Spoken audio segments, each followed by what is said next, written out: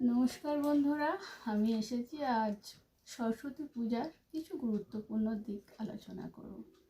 হ্যাঁ বন্ধুরা, সরস্বতী পূজা আমাদের বসন্ত উৎসব, একদম আমাদের সামনে, মানে বলা চলে নাকের ডগায়। এই উৎসবে আমাদের কচিকাঁচাদের আনন্দের সীমা নেই। শুধু কচিকাঁচা কেন বন্ধুরা, কচিকাঁচা থেকে শুরু করে স্কুল কলেজের বিশ্ববিদ্যালয়, সমস্ত স্তরের সমগ্র জাতির উৎসব এটা। আর যেটা বলা চলে, মানে এটা এমন একটি উৎসব, মানে সমগ্র জাতির উৎসব। এটা এমন একটি দেবীর উৎসব যেখানে আমরা সমগ্র জাতি তার কাছে আরাধনা করতে পারি।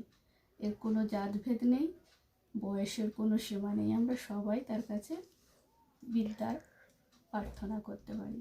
হ্যাঁ বন্ধুরা, এই পূজাতে তিনি যেহেতু বসন্তের দেবী, তাই তার অতীব প্রিয় ফুল হচ্ছে পলাশ ফুল। তাই আমরা একটি পলাশ ফুল তার চরণে অবশ্যই নিবেদন করব।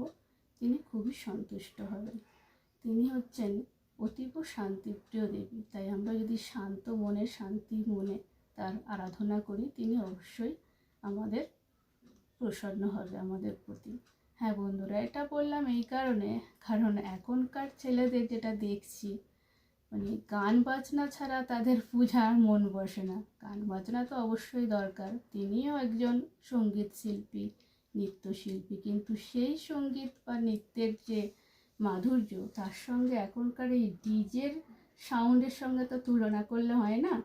হ্যাঁ বন্ধুরা, আমরা যদি তাদের বোঝাই যে ডিজে চালানোর উৎসব অন্য, এটি একটি শান্ত মনে প্রার্থনা করার পূজা, তাই আমরা যদি তাদেরকে বোঝাই অবশ্যই তারা বুঝবে। আজকে ছোটরা যেটা দেখছে সেটা তো কালকে তারাই করবে, তাদের শান্ত মনে বোঝালে তারা অবশ্যই বুঝবে।